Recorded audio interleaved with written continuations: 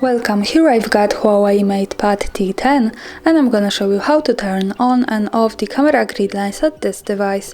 So let's start by tapping on the camera button here to open it, and for now we are in the standard photo mode. From here let's go to the left to this button. When we tap on it we can open the advanced camera settings. Now let's just simply slide a little bit down to the general settings. At the first page here we have assistive grid option, so by tapping on this button we can turn on the grid lines and turn them off as we need. For now let me keep this turned on. Let's go back to the camera preview to see it, and as you can see we have these lines.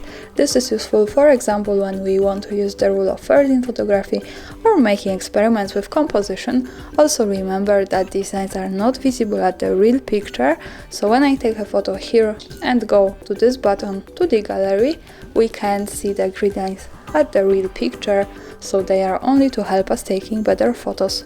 And of course when we don't need them we can easily go back to the left to this button, to the settings, slide a little bit again and use this button to turn them off. So for now in the camera preview we can see that the grid lines have gone.